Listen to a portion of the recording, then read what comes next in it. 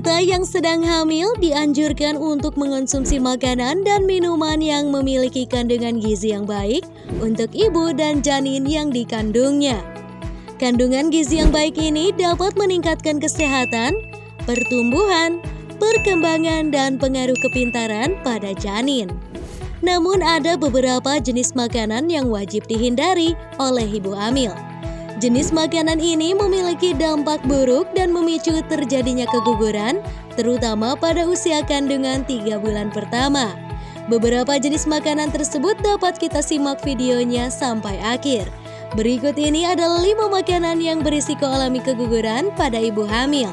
Simak pembahasan lengkapnya hanya di AS TV. 1. Telur mentah dan setengah matang. Telur mentah maupun telur yang dimasak setengah matang berisiko tinggi memicu terjadinya keguguran pada ibu hamil. Hal ini dikarenakan dalam telur mentah maupun telur setengah matang terkandung bakteri Salmonella yang masih hidup, sehingga ketika ibu hamil mengonsumsinya, maka besar kemungkinan akan mengalami keguguran. Hal ini pun berlaku pada jenis makanan olahan yang mengandung telur mentah seperti mayones atau saus salad. 2. Daging mentah dan setengah matang. Mengonsumsi daging yang masih mentah dan daging yang dimasak setengah matang sangat beresiko terinfeksi bakteri Toxoplasma gondii, Salmonella, Listeria, dan E. coli. Bakteri-bakteri tersebut sangat beresiko bagi kesehatan janin, terutama keguguran dan komplikasi pada janin. Hal ini pun berlaku juga pada daging seafood yang tidak dimasak atau seafood mentah. Dampak buruknya tidak hanya pada keguguran saja, tetapi pada kelahiran prematur, kecacatan bayi, dan bayi yang lahir dalam keadaan sudah meninggal dunia. 3. Deli meat. Deli meat merupakan olahan daging yang sudah siap pakai dan biasanya digunakan pada sandwich dan burger. Pengolahan daging yang tidak bersih dapat menimbulkan bahaya dari bakteri Listeria yang terkandung di dalamnya. Jika bakteri tersebut masih hidup, ia akan masuk ke dalam plasenta yang kemudian menginfeksi janin. Akibatnya janin akan mengalami keguguran. Bakteri ini tidak hanya terdapat pada daging olahan saja.